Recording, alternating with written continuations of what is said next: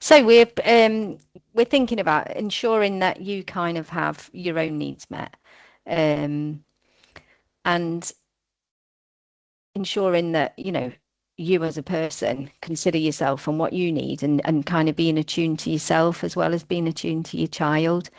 Um, so I think if we just think of all the things that we've been talking about, about everything that you read, that kind of information overload that we get Mhm. on social media, about, we have, if we think about it all, we've kind of, we get attachment advice, we get gentle parenting Mm. advice, we get information about neurodiversity, we've got sleep advice, and it's not just the one, coordinated Mhm. approach. There's tons of different approaches, isn't there, Yeah. that you can have.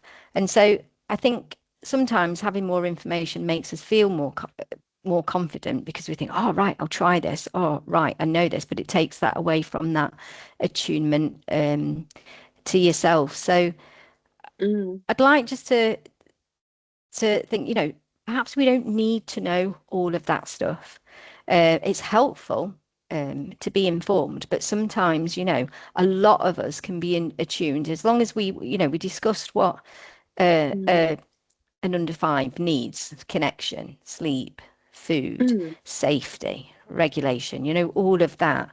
Um, and you as a parent attune into your child. We discussed that in the last session. Can remember that it's better if you sit in and attune in and trying to sense what he needs is kind of the best way that you've found. You're figuring out your own way, aren't you? And Yeah. becoming more trusting of yourself as the pet, it's a relationship you're going to have forever. You're not always going to be a parent of a 5-year-old.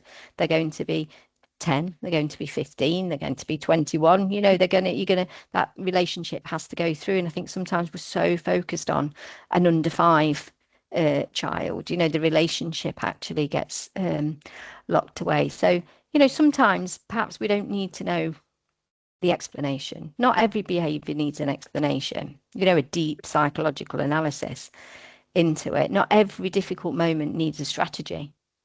Sometimes Yeah. it's okay not to know what to do. Mm. Um, Not every wobble or everything that you do is a sign that something's wrong.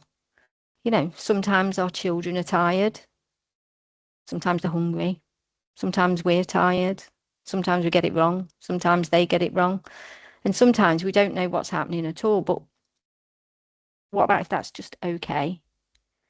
Mm. Perhaps in a world that gives us more information, one of the things that we can give our children is just permission to slow down. Not just our children, but ourselves, just to slow down a little bit. We're, like you said about the stimulation, we're constantly stimulating, we're constantly going from this fluid. We're very busy, aren't we? And we Mm. make our toddlers busy, but sometimes just having that permission to just slow down, again, like we said, and just to notice, to breathe, to be curious, to tune into ourselves and trust really that we might know more than we think we do. Yeah. How does that kind of resonate with you? Yeah. Definitely. I think I wish I didn't know any of it. I think, like you said, the main things are the safety, connection, obviously shelter, food, like the basic stuff, sleep, knowing that it's good to regulate your own emotions, knowing that that can benefit your child. I think that's enough. I think that's enough information for me. And it's just try to focus on one thing a day. That's what I tried to do. Like, can I get that cup of tea that makes me feel relaxed? Or I'm sitting down, I can do that. And that's a Yeah, pause. And then also like the connection and attunement comes through doing less as well. So I think the more connected you can be, the less you do, and the more you are just doing your own thing with your child. That and like all the behaviour things, like the gentle parenting, the over permissive, the authoritarian, and there's so many different phrases that's banging around and it's been thrown around, and it's like, oh, which one are you? And can you figure out which one you are? And that's your style. You've got to figure out your vibe and your style. And it's like if you attune to your child, I think that's how you work out what they need for their behavior anyway. Because Yeah, you try things yeah, out, you can lose it and shout and see it, you can't see how they react to that and how you feel about it. And that's kind of what I've realized is you just it's what they you figure out what they need and what works with them. yeah. And trust in yourself that you know more than you think you do. You know, because you've got that at the core. You want to be a good mum. You know, you want Yeah. to have a good upbringing. You know, you want your child to be a nice person. You know, they're your aims. You know, they're probably Mm. not that they're completely, you know, a well-rounded child, a good communicator. You know, all of those things are important, but not all children can do them. And like you say, meeting your child where it's at, connecting with them, Mm. having a good relationship with them, means more than anything. And also, like we discussed last time, is that ability to repair after any, you know, any disconnect. You know, because Yeah. we can't always be attuned, we can't always be connected. We don't always like the people in the moment, you know, that we live with. That's the same as our parents, our siblings, our family. You know, and at that point, but we're being able to repair that after a rupture. Mm. You know, is probably one of the most important things. Yeah. So we're kind of coming near the end now. Um, but I was thinking, what are the kind of things that our parents would have thought we were completely bonkers for worrying about? Um, you know, like something like, oh, my child won't eat a vegetable unless it's shaped like a dinosaur, or Yeah. you know, my child watches Bluey while I make dinner, or you know, I need to create a calm Mm. down corner. What kind of things do you think, you know, that parents would go, what on earth are you doing that for? Oh yeah, there's loads of things like I remember I do say I have said to my mum, I don't think I'm doing enough. Like I need to be giving him this and what if these needs need to be met and just all those kind of things. It's just like she was just gobsmacked. She wouldn't know what to say, just goes, what? Just looks at me gone out like I don't quite understand what language you're talking right now, but okay. Yeah. I'm sure he's fine. Um, what other things did we? Yeah, just it's like the weaning. It's now baby-led weaning, and then normal with the pouches was the norm, wasn't it? And then there's those two different things. I can Sleeping. remember being horrified with the baby-led weaning. Oh yeah. You know, my granddaughter, I'd never seen it before. You know, 6 months old, she sat there holding you know, big thing of watermelon. I was like, what? You know, I'm used to the puree and everything to an absolute pulp. But actually, Yeah. you know, it did work out well. But yeah, that was one of the things I was like, what? That's it. Yeah, it's like trusting this new. It's really strange because it's like having a child where all of this information has just boomed in front of your face, and it's all new, and it's all things that people are trying completely brand new to probably 5 years ago. It's really odd because you're trying out things that have never been done before, and you're a new mum and you've never done that before yourself as well. So it's like it is a strange, very strange generation of mums that have coming out now. It's really weird.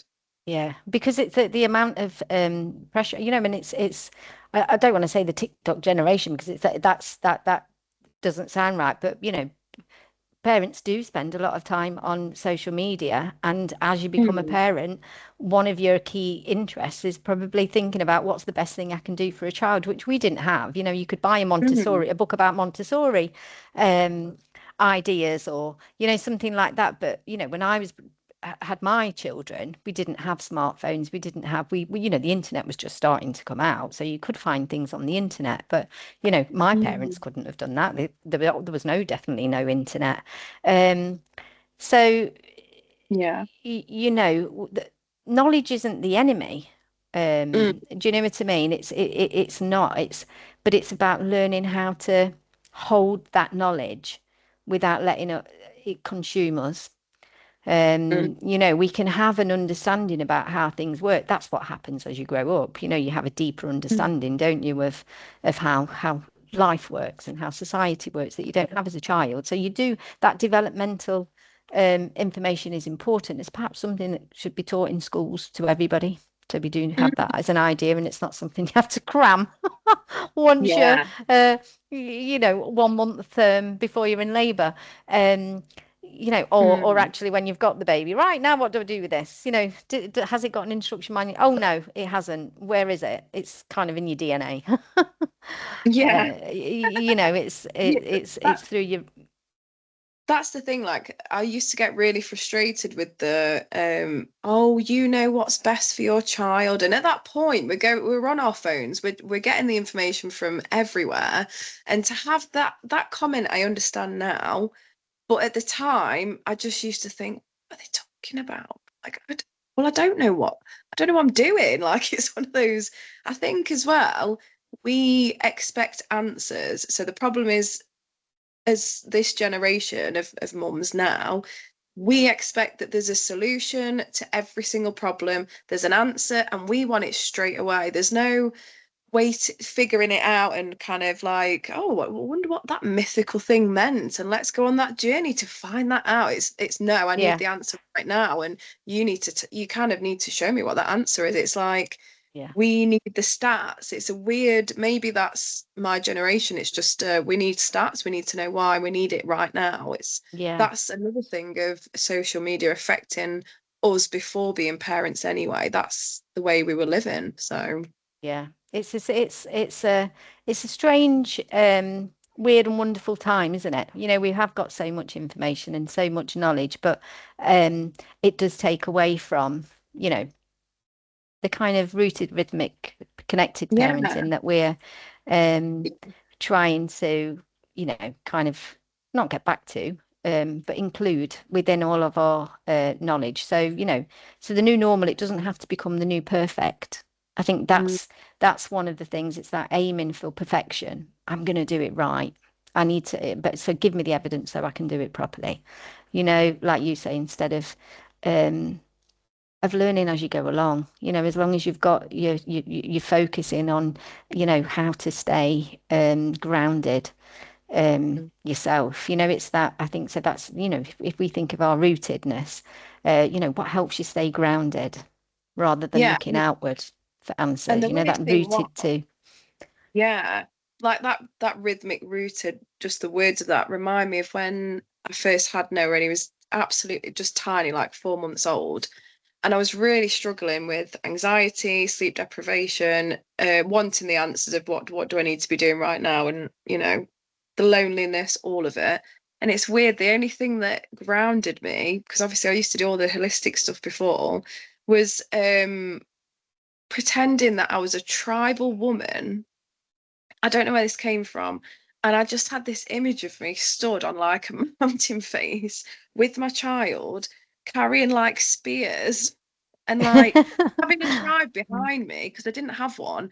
I had to pretend every day whenever I was really struggling that I had the power of this woman that that was in a tribe that was really strong and connected to the earth and to the child and knew what she was doing. Even though I didn't know, I had to have that image in my head and pretend that I was in that space. yeah, And because I had to do that. But that's yeah, something that makes me feel like, well, that's what a mum is. But that is somebody that has no manual, no book, no internet, nothing modern. It's completely out on your own, doing your own rhythmic thing. And that's what I thought was a mum. It's really weird. yeah, and related to that rhythmic thing, um, keeping yourself rooted and staying grounded and finding things, and if that's what it takes to make you feel part of the earth, all species have young. They look after the young without, other animal species apart from humans, have that. Like I was saying, it's kind of rooted within them, isn't it? It's Mhm. passed on. It's information passed on in the DNA for most part. They know what to do. They know they need to keep them close. They know they need to keep them feeded. They keep a lookout for any predators, and they kind of teach them things they've got to know. as they're growing up at the appropriate times, you know. And so, if we think of the rhythmic aspect of it, what simple rhythms do you think give our young children predictability without turning life into like a military operation? So, on the rhythmic side. I think it's just sleep. So a routine around we go to bed at, at a certain time, and they're used to that. And that's Yeah, just one of them that I've only just kind of figured out like a good time for a night for a bedtime, and that's the reaction. There's less reactions the next day. There's more of a he's just a calmer child from that one little pinpoint of this is what we do, and also little things like he has a certain cup he drinks every morning. He drinks from a little cup with Santa on it every morning. And I've realised he likes that because if I use a different cup, he won't drink. He's like, "Oh, where's my cup?" And little yeah, things like that is just so simple, and it's just he has the same cup every morning, and that makes him feel safe. It's weird, or makes him feel comforted. I don't know. yeah. Because the child doesn't, you know, when they're young, they have no clue. They're all women. They can't tell the time. They don't know what time it is, you know. And actually, their bodies can sink more into that rhythm. Oh, it's morning. I get this cup. It gives them that Mm, little bit of safety and security. Um, and when you were saying about the bedtime, was mm. that a manual that helped you with that, or was it a tuning into what is a trial and error of what is the best time for the child to go to sleep? Yeah, a trial and error, which has took about a year of just going with the flow, that not working, and then trying to figure out an earlier time that's really was forced and was becoming a battle, and then figuring the perfect little spot. But just my gut really one day just went, it's 8 o'clock. I'm sticking to this. We're giving it a go. And that's it. I just said to my partner, that's it. It's 8 o'clock. I'm just going with it. If it ends up Yeah, being 8:30, fine. But we're not going earlier and we're not going after that point. And that was just me going, right, this is it now. I've decided. yeah. So And did that yeah, make you feel more secure as well? yeah, and it works. Yeah. He just Great. went with it because I probably could feel that I really felt it within me that this is what's happening. Yeah. This is right. That's your choice, your decision, your child. You're the mum.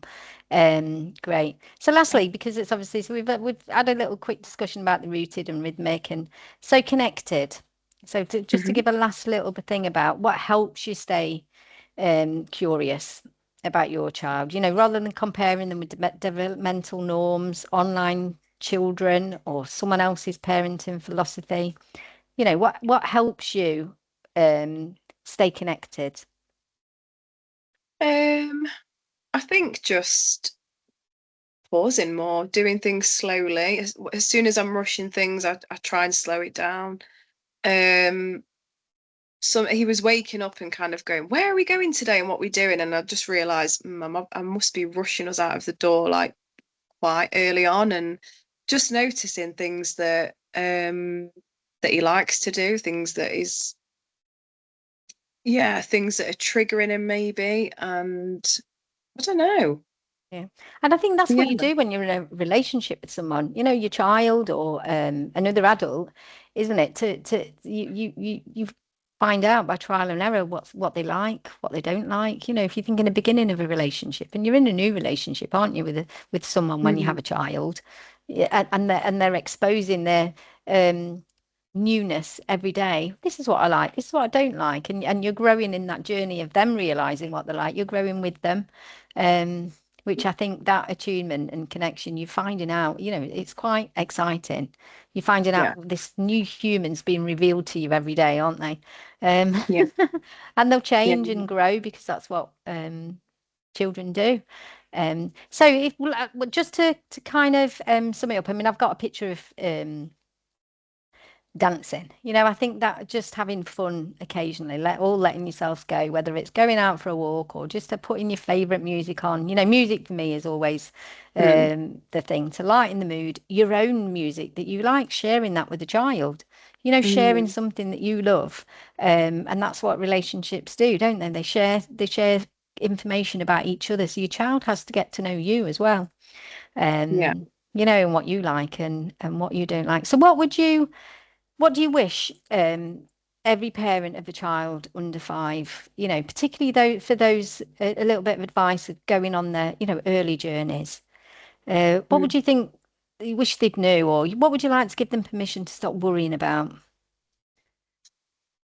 Um, Probably worrying. The main thing is like the ticking the boxes of the milestones and if they're achieving things and if it is normal or not, maybe. Taking that away from it completely. There might be things that, like with going to the toilet, potty training, weaning, there's certain points where they have to kind of be eating by a certain point. So just those basic things like potty training and weaning, that's important, and sleep, but everything else, Yeah, um, do not stress about it and do your own thing and you're doing the best that you can do. yeah. And I would add, that to a new parent is, the most important thing is that kind of relationship. You're getting to know a new human being. Give it time, Mm. to relax into it, like you say, to give a little bit of time to breathe and to relax and just relax and chill together, really. So any fun times you can have, like music, for me, that is um I would advise all children, all parents, unless you absolutely hate music, make a daily dance as part of your rhythmic thing. Dance together, let yourselves go, let you get that energy um, out. I used to use um, a playlist from that my granddaughter used to dance to, and I used to put it on in the morning to change my mindset. If I was tired and I was like, oh, I'd put it on. It's pump up the jam. Yeah, it's gone. Sally's gone again, so I think we're going to finish the section now. Thank you all for listening and put some music on, have a little dance, and let yourself go. Connect with each other, love each other, and make sure you have time to pause. See you on the next episode.